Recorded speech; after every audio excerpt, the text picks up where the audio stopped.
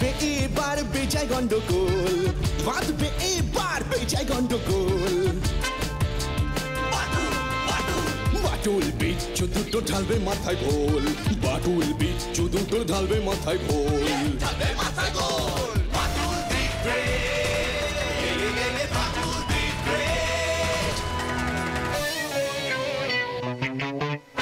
বাচ্চু বিচ্ছু আর হবো হাতি, বাটুলের কাছে তোরা খাবি লাথি। বাচ্চু বিচ্ছু আর হবো হাতি, বাটুলের কাছে তোরা খাবি লাথি। ছুটে গিয়ে তেরে ফুড়ে ঘুষি মেরে মুড়ে করে দেবে রোল রোল রোল। বাচ্চু বিচ্ছু ওরে ফাটবে এবার ঢোল, বাচ্চু বিচ্ছু ওরে ফাটবে এবার ঢোল। বাটুল দি গ্রেট, বাটুল দি গ্রেট।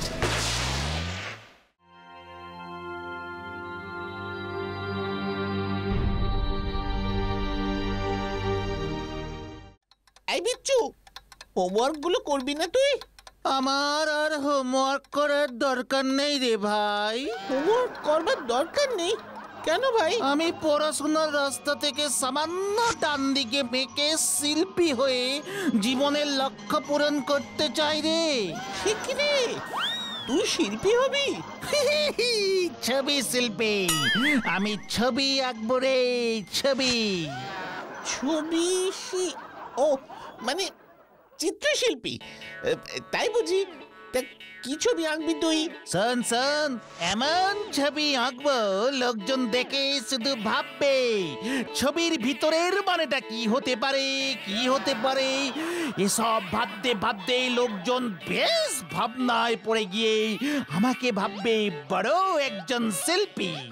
তারপর তারপর যখন ছবির মানেটা আমি সবাইকে বুঝিয়ে দেব না, চারিদিকে একবারে তন্নি তন্দিরা উঠে যাবে, তখন দেখবি এই বিচ্ছু শর্মার খেল। বাবা, তা এতক্ষণ ধরে তুই কি ছবি আঁকলি একটু দেখি। এই দেখ। এ কি রে, এটা কি? এটা তো একটা সোজা লাইন টেনেছিস মাত্র। এটাই তো মজা রে। ভাব ভাব, ভালো করে ভাব। সাদা চোখে সোজা লাইন, গভীর ভাবে ভাব। অত শত ভাবতে পারবো না, এবার এটা বুঝিয়ে দে না ভাই, পরের বার থেকে ভাববো। ওরে অবোধ বালক, কাঁচা মাথায় কাদা পোড়া ছেলে রে। এটা শুধুই একটা সোজা দাগ না রে, এটা হলো বাংলা অক্ষরের মাত্রা। মাত্রা বানানে মাত্রা টানিস না, সেই মাত্রা। আবার এই দেখ, এটা যখন এমন ভাবে লম্বা লম্বি দেখবি, তখন এটাই হয়ে যাবে দাড়ি। দাড়ি মানে স্টপ, স্টপ মানে একটা দাগ, দুটো মানে। দয়া করে তুই এবার স্টপ হ ভাই, অনেক বুঝেছি। এবারে হয়তো বুঝবার মাত্রাটা ছাড়িয়ে যাবে আমার। বাচ্চু, দেখ তো কে এলো। হ্যাঁ মাটুলদা, দেখছি। বিচ্ছু, তুই চিত্রশিল্পী হ, আমি বরং দেখি কে এলো।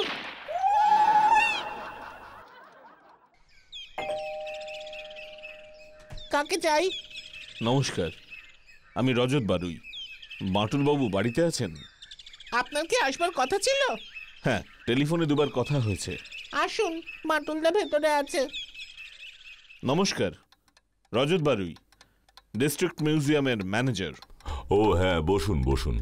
বড় বিপদে পড়ে ছুটে এসেছি। সে তো বুঝতেই পেরেছি, টেলিফোনেও তো বললেন, কিন্তু কি চুরি হয়েছে সেটা তো বলুন। একটা রাধা গোবিন্দের যুগল মূর্তি, প্রায় 1 ফুট লম্বা, নিটোল সোনার। এটাই তো সেই ভবতোষ চ্যাটার্জির বাড়ির 150 বছরের পুরনো রাধা গোবিন্দ, যেটা প্রতি বছর জন্মাষ্টমীর সময় পুজোর জন্য ভবতোষ চ্যাটার্জির বাড়িতে নিয়ে যাওয়া হয়। একদম ঠিক বলেছেন। তা আপনি এতটা জানলেন কি করে মাটুল বাবু? টেনশনে আপনার বোধহয় সকালের খবরের কাগজটা পড়া হয়নি। সত্যি তাই, কি যে সমস্যায় পড়েছি। আসলে মিউজিয়ামের কর্তৃপক্ষের সঙ্গে ভবতোষ চ্যাটার্জির চুক্তি ছিল, বছরে একবার এই জন্মাষ্টমীর পুজোয় ওই যুগল মূর্তি চ্যাটার্জি বাড়িতে দিতে হবে। পুজো হয়ে গেলেই মিউজিয়ামে ফেরত আসবে। তাই এবারও জন্মাষ্টমীর দিন মূর্তি পুজো পেতে গেল, কিন্তু ফিরল না। ফিরল, তবে নকল মূর্তি। মিউজিয়ামের কিউরেটর মূর্তিটা কালই পরীক্ষা করে বুঝতে পারেন মূর্তি বদল হয়ে গেছে। চ্যাটার্জি বাড়ি থেকে এবার নকল মূর্তি এসেছে। মাঝে তো দুদিন কেটে গেছে, সঙ্গে সঙ্গে পরীক্ষা করেননি কেন? গত 14 বছর ধরে এই নিয়মেই সব হচ্ছে। মূর্তি নিরাপদে ফিরে এসেছে সস্থানে, তাই আমরাও নিশ্চিন্তেই থাকি। এত পরীক্ষার কড়াকড়ির প্রয়োজন পড়ে না। পুলিশ তো তদন্ত শুরু করেছে। মাটুল বাবু, প্লিজ আপনি আমাকে বাঁচান। আমি মিউজিয়ামের ম্যানেজার। পুলিশ সন্দেহ করছে এই ষড়যন্ত্রের পেছনে আমার যোগ আছে, কিন্তু বিশ্বাস করুন। মূর্তিটার বর্তমান দাম কত হতে পারে? তা প্রায় 15 থেকে 16 লাখ টাকা তো হবেই। তাহলে তো আপনিও সন্দেহের ঊর্ধ্বে নন মশাই, বেশ গুরুতর কেস। আমি চাই প্রকৃত চোর ধরা পড়ুক, মূর্তিটা উদ্ধার হোক। মাটুল বাবু, মূর্তিটা 150 বছরের পুরনো, ওর হিস্টোরিক্যাল ভ্যালুটাও একবার। সেই কথা ভেবেই কেসটা আমি নিচ্ছি।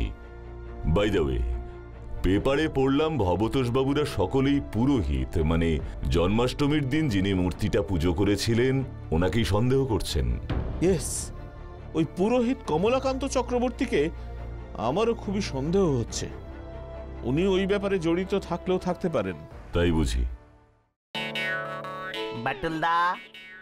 বাটুলদা গো, বলে ফেল, অ্যাক্টিং করবি না।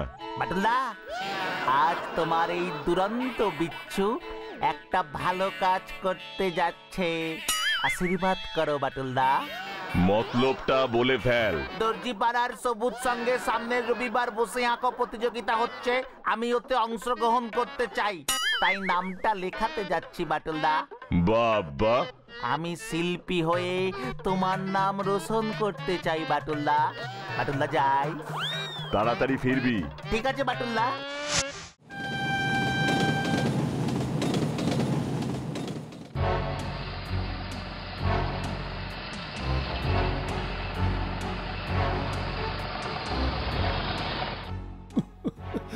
আজ 30 বছর ধরে ও বাড়িতে আমি পুজো করছি।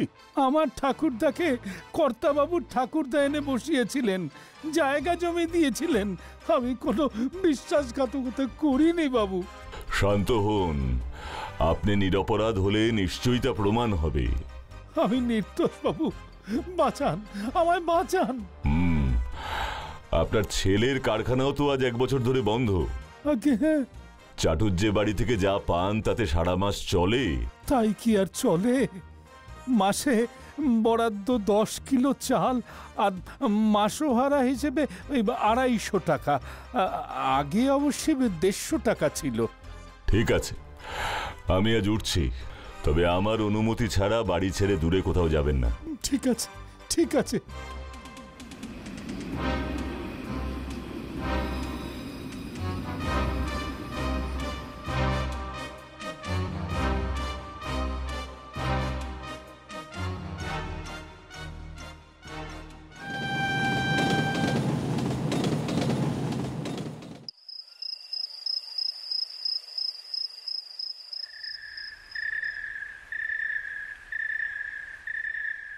বাটুলদা, এবার তো বলো, আর অপেক্ষা করিও না। সেই সকালবেলা বের হলে, তারপর কোথায় কোথায় গেলে, কি করলে বলো? অনেকগুলো জায়গায় ঘুরতে হয়েছে রে, হাতে সময় কম। আসল রাধা গোবিন্দ দেশের বাইরে পাচার হয়ে যাওয়ার আগেই আমাকে কিছু একটা করতে হবে। কোথায় কোথায় গেলে? ক্লু কিছু পেলে? ভবতোষ চ্যাটার্জির বাড়িতে গেলাম, ওর সাথে কথা বলার দরকার ছিল। কথা বলে কি বুঝলে? মিউজিয়ামের ম্যানেজার ওই রজতবাবুই যে এই কেসটার তদন্ত করতে আমাকে দায়িত্ব দিয়েছেন, এতে উনি মহা অখুশি। কি বলছো কি তুমি মাটুলদা? ওর দৃঢ় বিশ্বাস, রাধাকৃষ্ণকে ভোগ দেবার সময় একমাত্র ঠাকুর মশাই ওই ঠাকুর ঘরে ছিলেন। দরজা ভেতর থেকে বন্ধ ছিল, এটাই নিয়ম। আর ওই সময়ই আসল মূর্তিটি নিয়ে নকল মূর্তিটি ওখানে রাখা হয়। বাপ রে বাপ! ঠাকুর মশাই যখন একা ওই ঘরে ছিল, তখন তার উপরই তো সন্দেহ বেশি করে হবে, এটাই তো স্বাভাবিক মাটুলদা। ওর 2 ছেলে, বড়জন আকাশ চ্যাটার্জি, ছোটজন বিকাশ চ্যাটার্জি, দুজনের সম্পর্কেই খোঁজ নিয়েছি। আকাশ চ্যাটার্জি তার নিজের অফিসের ক্যাশ প্রায় 50,000 টাকা গরমিল করেছে, সেই নিয়ে এখনো অফিসে বিভাগীয় তদন্ত চলছে। আর ছোট ছেলে বিকাশের তো আজ প্রায় 3 বছর হলো চাকরি বাকরি নেই।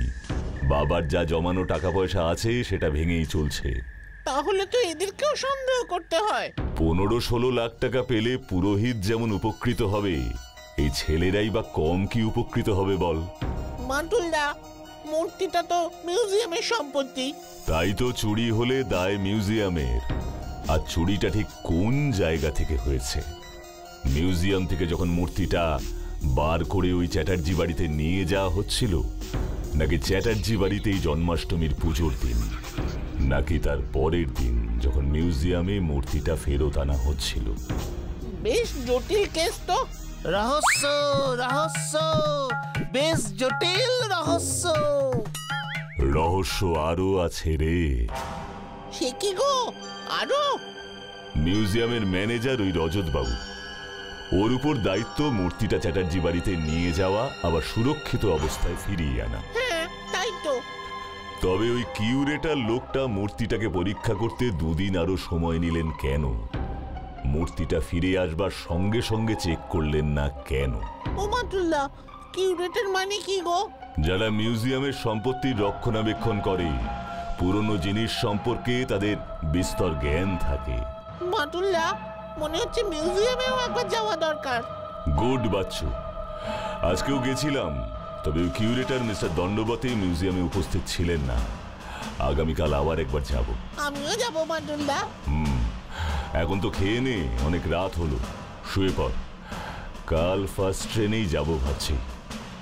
আমার মন বলছে শস্যের মধ্যেই ভূত আছে রে। বিচ্ছু রে, মূর্তিটা আসলে কে চুরি করলো বলতো? এ পুরোহিত কমলাকান্ত চক্রবর্তী, ভবতোষ চ্যাটার্জির 2 ছেলে আকাশ আর বিকাশ। বাটুলদা তাই 3 জনকেই সন্দেহ করছে। না রে, মাটুলদা ওই ভবতোষ চ্যাটার্জিকেও সন্দেহ করছে। আবার মিউজিয়ামের ম্যানেজার রজত বাবু আর মিউজিয়ামের কিউরেটর মিস্টার দণ্ডবতে, ওনারাও সন্দেহের ঊর্ধ্বে নন। বাপরে বাপ, সবাই মিলে মূর্তিটা চুরি করেছে। আরে তা কেন? রজত বাবু মূর্তিটাকে নিয়ে যেতে বা ফিরিয়ে আনবার সময় চেঞ্জ করতে পারে, পুরোহিত পুজো করবার সময় চেঞ্জ করতে পারে। দণ্ডবতে লোকটা 2 দিন পর মূর্তিটাকে কেন পরীক্ষা করলো বল? ভবতোষ চ্যাটার্জি কেন চায় না বাটুলদা কেসটা তদন্ত করুক? বাঁটুল বাবু, বাঁটুল বাবু, এ কি রে, বাঁটুল বাবু, এখন আবার কে এলো এত রাতে? বাঁটুল বাবু, চলতো চলতো গিয়ে দেখি। চল চল। বাঁটুল বাবু, এই যে সেই রাধা গোবিন্দের মূর্তি। এটা আপনি কোথায় পেলেন ভবতোষ বাবু? রোজ সন্ধেবেলা ছাতে পায়চারি করাটা আমার অভ্যেস। আজও ছাতে হাঁটছিলাম, হঠাৎ দেখি ছাতের এক কোণে মূর্তিটা। মূর্তিটাকে ছাতে কে এনে রেখে দিল ভবতোষ বাবু? সেটাই তো রহস্য। তাই তো আমি দেরি না করে সোজা আপনার কাছে ছুটে এলাম। কি কাণ্ড দেখুন তো! কালই আপনি এটা মিউজিয়ামে ফেরত দেওয়ার ব্যবস্থা করুন। আমার আর ভালো লাগছে না এসব একদম। আমার রাধা গোবিন্দকে নিয়ে এভাবে ছিনিমিনি খেলা হচ্ছে। আচ্ছা ঠিক আছে ভবতোষ বাবু, আপনি নিশ্চিন্তে বাড়ি যান। আমি কাল সকালে যাচ্ছি আপনার বাড়িতে। মূর্তিটা এখানে থাকুক, আমাকে একটু ভাবতে দিন। ঠিক আছে বাঁটুল বাবু, কি জানি কেন এসব হচ্ছে। মাটুলদা, কালকের ফার্স্ট ট্রেন মনে আছে তো?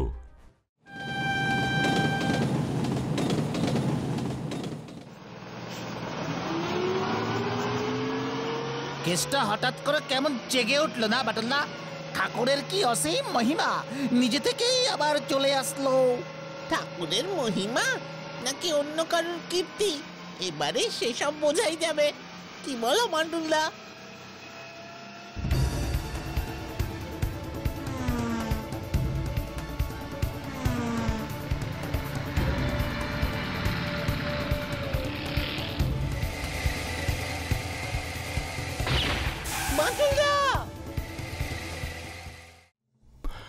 সত্যজিৎ বাবুর সোনার কেল্লা গল্পটার কথা মনে নেই তোর? আমরাও একদম ঠিক পথেই এগোচ্ছি। তাই যারা চাইছে না সময় মতো আমরা পৌঁছই আমাদের জায়গায়, তারাই এসব ঘটিয়েছে। কে মাটুলদা, কে গো? সকালের কলকাতা এমনিতেই ফাঁকা থাকে, একটা ট্যাক্সিও তো দেখতে পাচ্ছি না। ওই যে একটা ট্যাক্সি বাটুলদা। ডাক ট্যাক্সিটাকে। থামা বাচ্চু। ট্যাক্সি।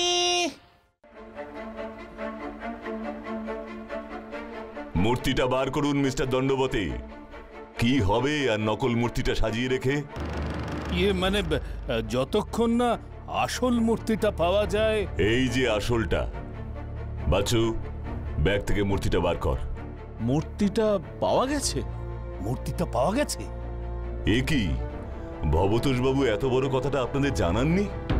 না তো, very strange. Really strange mister Dandavate. 14 বছর ধরে একটা নকল মূর্তিকে মিউজিয়ামে সাজিয়ে রেখেছেন আপনারা। মানে কি বলছো কি তুমি বাটুলদা? কি মিস্টার দণ্ডবতে, ঠিক বলছি কি না? আসল রাধা গোবিন্দের মূর্তি, অর্থাৎ এই মূর্তিটা এতদিন ছিল ওই ভবতোষ চ্যাটার্জির বাড়িতেই। এটা মিউজিয়ামে আসেইনি কোনোদিন। মিস্টার দণ্ডবতে, আপনি আর ভবতোষ চ্যাটার্জি মিলে ভালোই প্ল্যানটা করেছিলেন। 14 বছর কেউ কখনো সন্দেহ করেনি। আপনার মতো একজন অভিজ্ঞ দক্ষ কিউরেটর যখন এই নকল মূর্তিটাকেই আসল বলে সার্টিফাই করেছেন। তাহলে তাহলে এবার কি হলো? এবার তো বাদ সাধলেন ওই পুরোহিত মশাই। উনি 14 বছর ধরে জন্মাষ্টমীর দিন যে মূর্তিটাকে পুজো করতে অভ্যস্ত ছিলেন, এবার সেটাকে পুজো করতে গিয়ে দেখলেন মূর্তি বদলে গেছে, অর্থাৎ আসলের জায়গায় নকলটা। দাঁড়াও দাঁড়াও, সব তো গুলিয়ে যাচ্ছে গো। একদম সোজা ব্যাপার, কিন্তু ভাবলে বেশ জটিল। রাধা গোবিন্দের আসল মূর্তি পুজো হতো জন্মাষ্টমীর দিন। আসলে ওটা ছিল মিউজিয়াম থেকে পাঠানো নকল মূর্তিটা। তারপর নকল মূর্তি পুজো হয়ে গেলে ফিরে আসতো মিউজিয়ামে, আর ভবতোষবাবু নকল মূর্তি হিসেবে আসলটাকে স্থাপন করতেন পুজোর বেদিতে। কেন কেন এমন করতেন? তার কারণ ওনার ছেলে আকাশ আর বিকাশ দুটোরই টাকা পয়সার দরকার। ওদের লোভ ছিল মূর্তিটার উপর, আর মূর্তিটাকে নিরাপদে রাখতে ভবতোষবাবু ওনার বাল্যবন্ধু এই মিস্টার দণ্ডবতের সাথে বেশ প্ল্যান করেই এটা করলেন। সবাই ভাবলেন আসল মূর্তি সারা বছর থাকে মিউজিয়ামে, বছরে একদিন আসে পুজোর জন্য। কিন্তু আসলে সারা বছর পুজো হয় আসল মূর্তির, আর বছরে একদিন ওই জন্মাষ্টমীর দিন পুজো হয় নকল মূর্তির। এতে ওই দুই অপদার্থ ছেলের হাত থেকেও মূর্তি বাঁচানো হলো, আবার মিউজিয়ামকে মূর্তি হস্তান্তরিত করেছেন বলে ভবতোষবাবুও বেশ কিছু টাকা পেয়ে গেলেন। তাহলে ভবতোষবাবু আসল মূর্তিটা, মানে এটাকে কাল রাতে তোমাকে দিয়ে গেল কেন? ভয়ে। উনি দেখলেন কেসটা যখন আমার হাতে, রহস্যের জট খুলবেই, তাই ভয় পেয়ে আগে ভাগেই নিজে যে নিরপরাধ সেটা প্রমাণ দিলেন। তবে এই মূর্তি চুরির ব্যাপারটা রটলো কেন? এখানেই তো মজা। মিস্টার দণ্ডবতে ভবতোষবাবুর উপর চাপ দিলেন আসল মূর্তিটা দিয়ে দেওয়ার জন্য। হ্যাঁ, তার কারণ আমি মিউজিয়াম কর্তৃপক্ষকে ঠকাতে চাইছিলাম না। আর তাই বুঝি? নাকি ভবতোষবাবু যখন আসল মূর্তি আপনাকে দিতে চাইলেন না, তখনই ক্ষেপে গিয়ে ঘোষণা করে দিলেন মিউজিয়ামে রাখা রাধা গোবিন্দের মূর্তিটা নকল? আর স্বাভাবিকভাবেই সন্দেহের তীর এসে পড়ল এই রজতবাবু, ভবতোষবাবু, ওর দুই ছেলে আর পুরোহিতের উপর। ভবতোষবাবুও জনসমক্ষে কিছু বলতে পারছেন না, তাহলে তার 14 বছরের কীর্তি ফাঁস হয়ে যাবে। আর আপনিও ভাবলেন এই সুযোগে মূর্তিটা দখল নেবেন। মিউজিয়ামে যেমন নকল মূর্তি থাকতো তেমনি থাকবে, ভবতোষবাবুও তেমনি নকল মূর্তি সারা জীবন বাড়িতে পুজো করবেন। মাঝখান থেকে দাও মারবেন আপনি। কি মিস্টার দণ্ডবতে? আমাকে আমাকে ক্ষমা করে দিন বাটুল বাবু, আমার সত্যি বড় অন্যায় হয়ে গেছে। তাহলে এই নিন আসল মূর্তিটা, ফেরত দিন ওই নকলটা। না না বাটুল বাবু, এই মূর্তিটাই আসল। মানে মানে থ্যাংক ইউ মিস্টার দণ্ডবতে। আমি দেখছিলাম আপনি কি বলেন। আসলে ভবতোষবাবুর বাড়ি থেকে ওকে ভয় দেখিয়ে আসল মূর্তিটা নিয়ে আসেন কাল বিকেলে। তারপরই তো ছুটতে ছুটতে ভবতোষবাবু নকল মূর্তিটা নিয়ে রাতে আমার কাছে গেলেন। বাটুল বাবু, এই যে সেই রাধা গোবিন্দের মূর্তি। তোরা ভাবলি কি করে আসল মূর্তিটা আমাকে দিয়ে উনি নিশ্চিন্তে চলে আসবেন? উনি তো আর বলতে পারছেন না যে আসল মূর্তিটা দণ্ডবতে ওনার কাছ থেকে ছিনিয়ে নিয়ে গেছে। তাই উনি নকলটা আমার কাছে এনে এটাই বললেন যে ঠাকুর অলৌকিক কিছু করেছেন, আসল মূর্তি ফিরে এসেছে। ভবতোষবাবু জানতেন যে আমি ঠিকই বুঝবো ওটা আসল নয়, তখন নিশ্চয়ই আমি আসলটাকে খুঁজে বার করব। উনি তো আর নিজের মুখে বলতে পারছেন না যে চোরের বন্ধু উনি নিজে। আর চুরি না করলেও নিজেও চুরির সাথে যুক্ত হয়ে পড়েছেন। বাঁচালেন বাটুল বাবু, বাঁচালেন আমাকে। কি মিস্টার দণ্ডবতে, লোক লাগিয়ে গুলি ছুড়ে আমাকে ভয় দেখালে চলবে?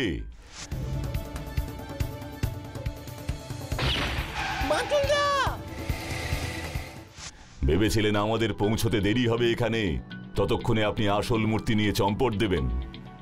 বাটুল বাবু ক্ষমা করুন, ক্ষমা করুন বাটুল বাবু, বড় ভুল হয়ে গেছে আমার। 14 বছর ধরে আপনারা এত মানুষকে ঠকালেন, তারপর নিজেরা দুজনে দুজনকে ঠকালেন, তারপরেও যদি ক্ষমা করি আপনাদের, তাহলে আমিও তো ঠকাবো। না না, রজতবাবু পুলিশকে ফোন করুন। বাটুলদা, তুমি আসল নকলের যা খেল দেখালে না। আচ্ছা বাটুল্লা, তুমি কি করে বুঝলে গো ওই ভবতোষ বাবু যে মূর্তিটা দিয়ে গেল ওটা নকল?